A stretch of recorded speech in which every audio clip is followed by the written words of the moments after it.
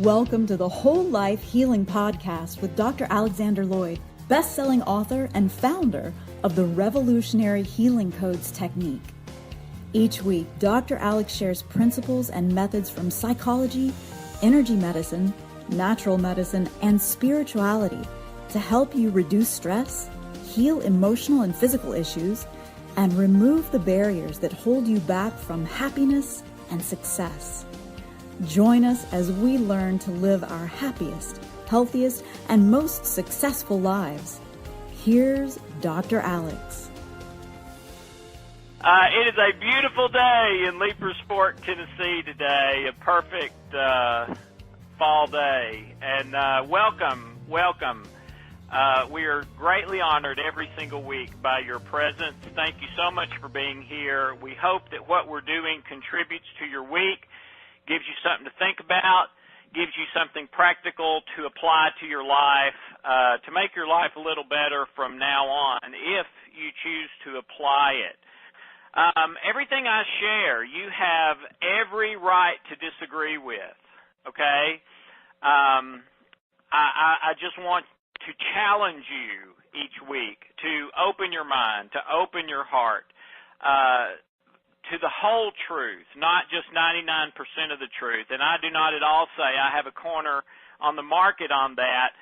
I'm just trying to challenge you. I believe in balance, okay? As long as I can remember, from the time I was still in college, working with teenagers and their parents, that's one of the things I would look at. You know, I think one of the things that's contributing to this problem here, I might say, in the living room where the teenager and his parents were there or her parents were there, one thing I think that's contributing to this problem is you're kind of out of balance in this area of your life or your relationship or whatever. And then when I started in private practice counseling and therapy, that's one of the things I would always look for. And if I found it in my client's life, I would treat it as very significant. And what I did with them would be designed to try to get them back in balance. What do you think about, by the way, when you hear that word, balance? What comes to mind?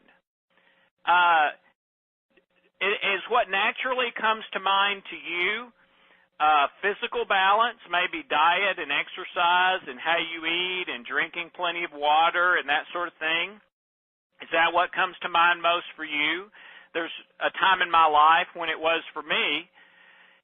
Is what comes to mind naturally for you balancing work and home life and leisure and that sort of thing? Is that what comes to mind first for you? I think it's important to note what comes to mind first when you think of that word balance. Is what comes to mind to you your brain chemicals? I know for Hope, that would be one of the first things that came up after those 12 years of depression where her brain chemicals were out of balance. Is it relationships? Is it, this relationship I have with my spouse or partner is out of balance. We're not spending enough time talking and listening and just being together. We're spending too much time looking at screens, or we're spending too much time working, or we're spending too much time doing this and not enough of that, okay? Is it relationship? Is it spiritually? When you think of balance, is the first thing that comes up for you spiritual? Is it I'm out of balance with God, or I'm out of balance with my spiritual life? Work is taking so much of my time, and then I'm all stressed out, and I watch TV 4 hours a night just to kind of de-stress for the next day, but I'm not really putting time and effort into my spiritual life like I need to, and I can feel that. I've heard that so many times from clients of mine. Is it financial? Are you spending more than you're making? Has your income dropped in this kind of recession financial dip that started back in 2007? Do you feel like your finances are out of balance and you're trying to get them back in? How about you and your children, or you and your parents, or you and that one or two most important relationships? Is not just relationships in general, but are those one and two most important relationships to you out of balance? Okay? And you could become so focused on balance in all these different areas of your life, and several others I'm not taking the time to go into, that you literally get out of balance thinking about balance, because there's so many different areas, and it's kind of a balancing act. I remember as a really, really small kid, I can barely remember it, watching the Ed Sullivan Show on TV, and they would have that guy come out who spun the plates on the little sticks, and that was always fascinating to me. I couldn't imagine how he even got one plate to spin and stay on those little sticks, much less a whole bunch of them like he did.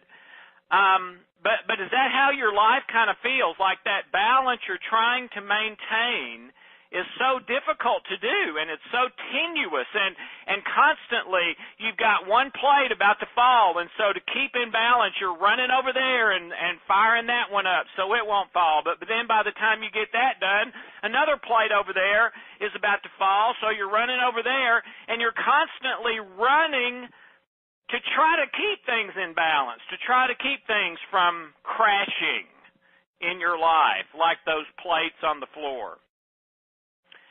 Well,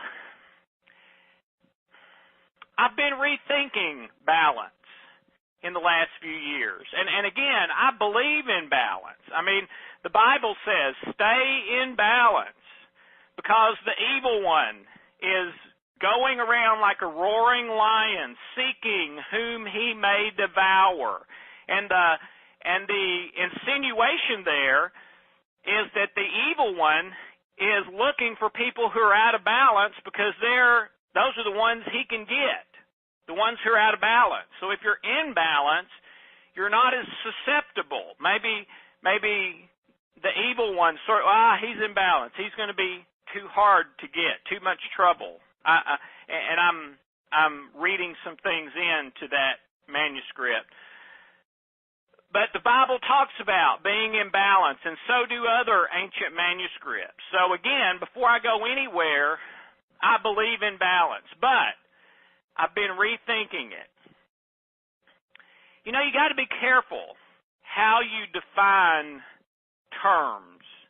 And occasionally, you'll realize that I've been defining a term wrong, and it's really a whole different universe than I thought it was. And I've had that happen several times in my life.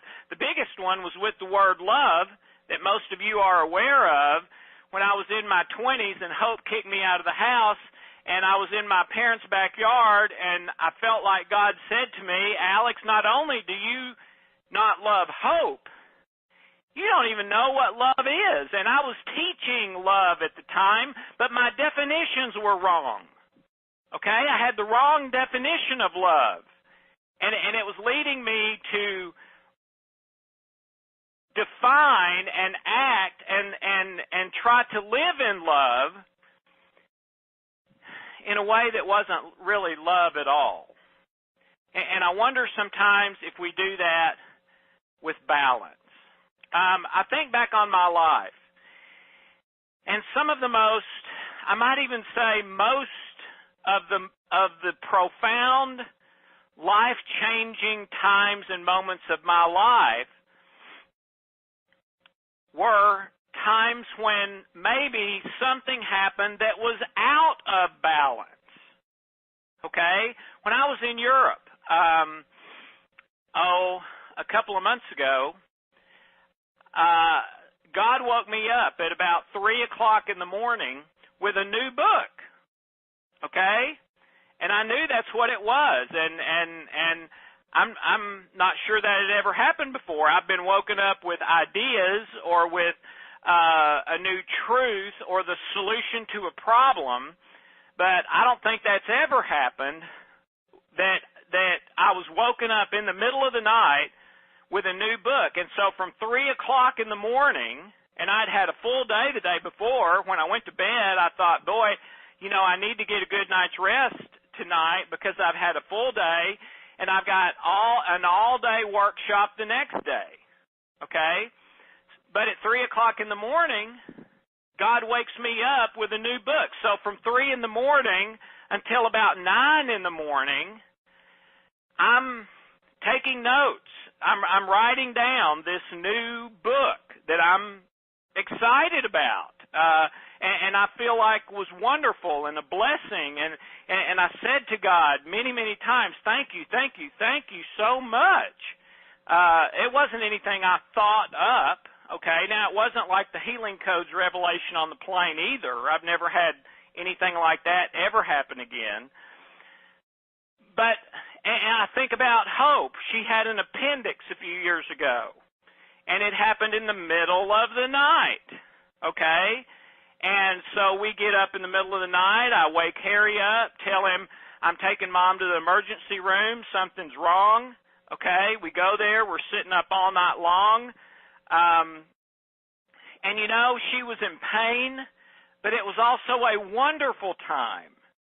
It was just me and her, and we talked about things, and she was in a lot of pain, and she was crying, and then she got some drugs, and she wasn't in pain, and felt, that kind of woozy in a way that made her talkative, and we started talking about the past, and when we first got married, and our kids, and all the struggles we'd been through, and how now we had gotten to this really wonderful place that we had never imagined, okay?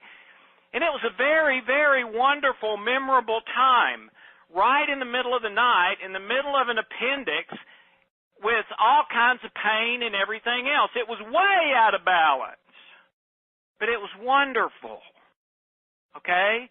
I think when my mom died, and she died of liver cancer when I was about 27 years old, and the night before she died, she asked me if I would pray with her, and it was in the middle of the night. I was sitting there. Someone had to be with her all the time, and it was my shift. And she asked me if I would pray with her, and I said, well, sure I will. And I took her hand, and we started to pray, and she said, no, will you come up here with me? And so I climbed up on her hospital bed that was in her house and was right there beside her, me hugging her hugging me, and we prayed together for the last time in her life, and it was a wonderful, beautiful prayer that I will never, ever, ever forget. But it was way out of balance. She was in terrible pain. It was in the middle of the night. I was a little bit groggy and fuzzy because I'd been staying up night after night with her, okay? So I've been challenging myself in the last few years. Have I misunderstood balance? Is it maybe, even though I'm still all for it, does it maybe include some areas that I've not in the past really thought it included when I thought of that word balance? And all I'm asking today is for you to consider that as well. A wonderful book came out recently by Andrew Newberg, M.D., and Mark Robert Wahlberg. This was endorsed by the Washington Post, by the Oprah magazine, by Publishers Weekly, many others. The name of the book is How God Changes Your Brain. And if I were to ask, okay, how important is your brain and nervous system? What comes to mind for you? Think about it a second. How important to you, your life, your physical, mental, spiritual health, your family, your relationships, your career, your finances, all of the above, how important to all of those things, really to everything in your life, is your brain and nervous system. I'm going to be quiet for about 30 seconds, and I just want you to think, meditate on that a second. How important to you and everything you want in life, and in another way, everything you don't want in life, is your brain and nervous system. Take about 30 seconds and pray and meditate over that just a little bit.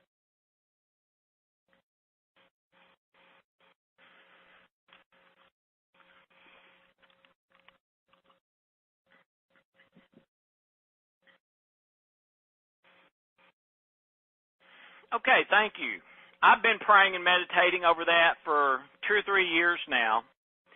And Dr. Newberg and his associates have been for years searching for what is the most healing, how can we heal and optimize the brain and nervous system. He's a neurologist, okay, and a neurosurgeon. So what causes the brain and nervous system to malfunction? Because they're the control centers for virtually every cell of our body. I believe that the right brain, limbic system, reticular formation, brainstem are the seat of the un- and subconscious and what ancient manuscripts call the spiritual heart. So, to me, I would say the brain and nervous system are absolutely critical to everything I want and everything I don't want in my life. If my brain and nervous system are working optimally, 100% to the top of their capacity, that's what I want. And the key to everything in my life I want, in one sense. If they're not working right, that's the sabotage of everything I want and may lead to everything I don't want in my life. Well, evidently Dr. Newberg and his associates have felt the same way.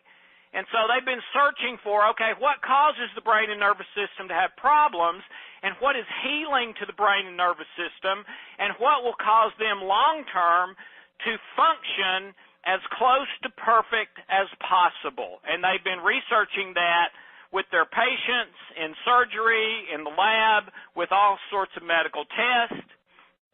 And they've reported that in How God Changes Your Brain, their book about that study, research, and exploration. And what they found is absolutely fascinating to me.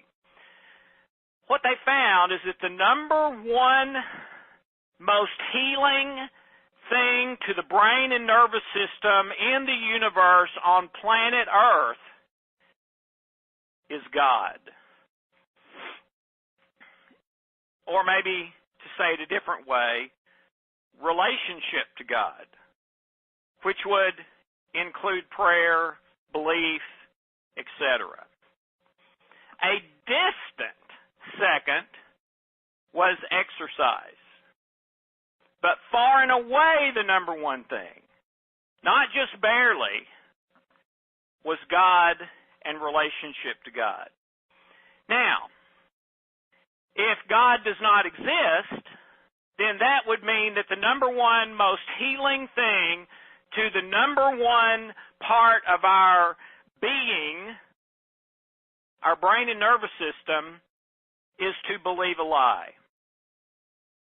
If God does not exist, that would mean the number one most healing thing to the most important part of our existence, and maybe the control center to virtually everything, including thoughts, feelings, the spiritual heart, etc.,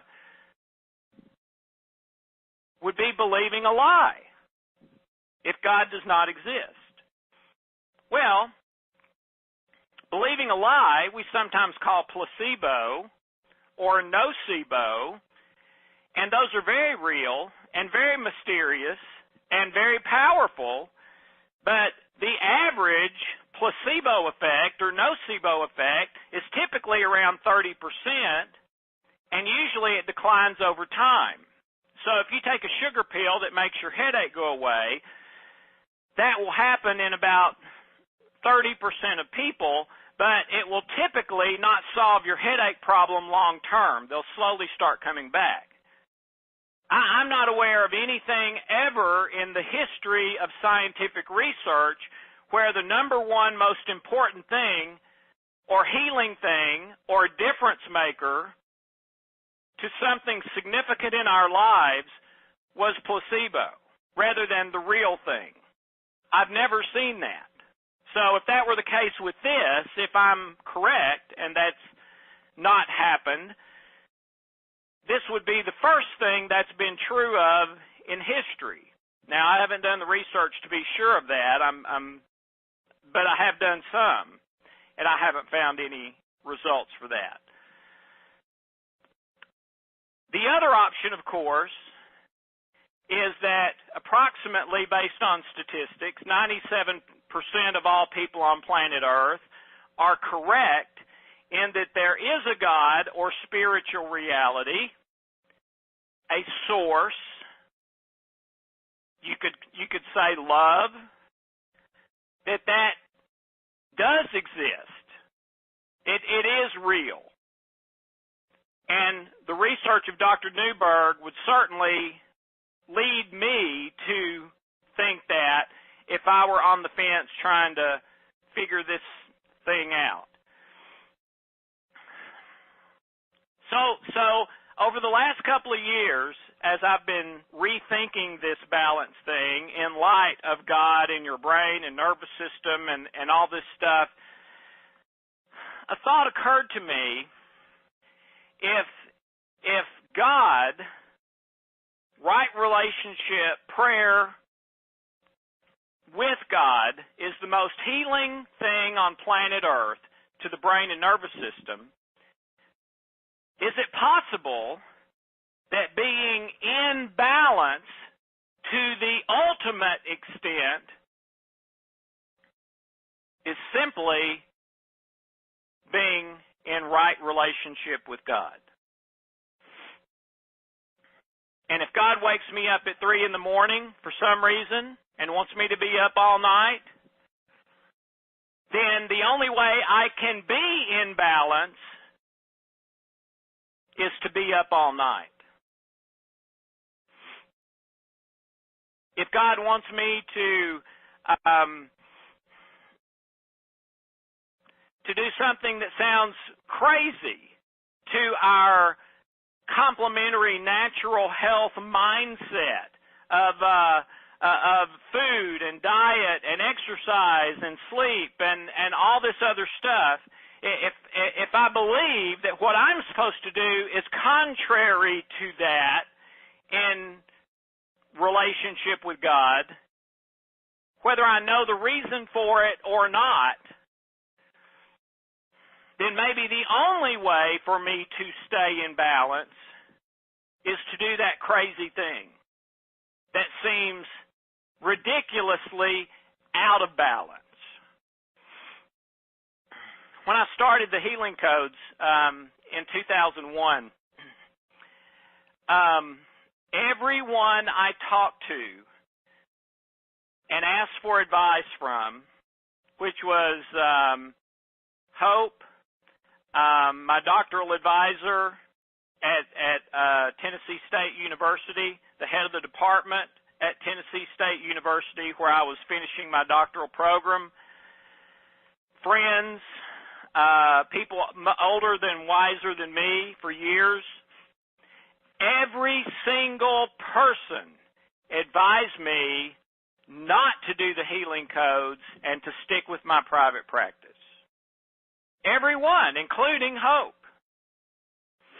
Now, Hope was supportive of me, and she said, honey, we'll do whatever you feel like you're supposed to do, and with a good attitude. But she thought it was the wrong decision. I felt through prayer it was absolutely, without a doubt, what I was supposed to do, even though it seemed completely out of balance, crazy. We had just spent 7 years, me going back to graduate school, doing 3 jobs at the same time, eating peanut butter and pinto beans during probably 2 or 3 years of that time, because that's all we could afford, paying my tuition, paying for all of our daily expenses. We had a young child, etc. We qualified for welfare, but we never took welfare or applied for it. After 6 months, I had a 6-month waiting list in my private practice and was making more money than I'd ever dreamed of. Walking away from that meant starting completely over, out of my basement, with little money, with something where even I never thought I would make as much money as I was making in my private practice. But I did it because I believed through prayer it was what I was supposed to do. I didn't understand it. It didn't make sense to me either. I just knew and believed it was what I was supposed to do. We think that being out of balance, or most people do, and I used to, we think that being out of balance is always bad. And so we painstakingly try to arrange our life's details, which sometimes is pretty stressful in and of itself. Is it possible that if I simply stayed in balance about one thing, being rightly plugged in to God, that is the ultimate in balance, and everything else will flow out of that, take care of itself, whether it's staying up all night, getting 8 hours sleep, getting 4 hours sleep, whether that's eating great and exercising, or eating bad and not exercising, whether that's working 3 days straight with no rest, or working 8 hours a day and then taking the rest of the time off. No matter what comes from that, is it possible that it would be in balance, because the number one thing that keeps everything else in balance is the way it should be? What I'm suggesting is simply this. Let me try to put it simply. Is it possible that if I am in right relationship, plugged into God, that everything else in my life will naturally flow into the balance it's supposed to be without me having to arrange or keep those plates spinning?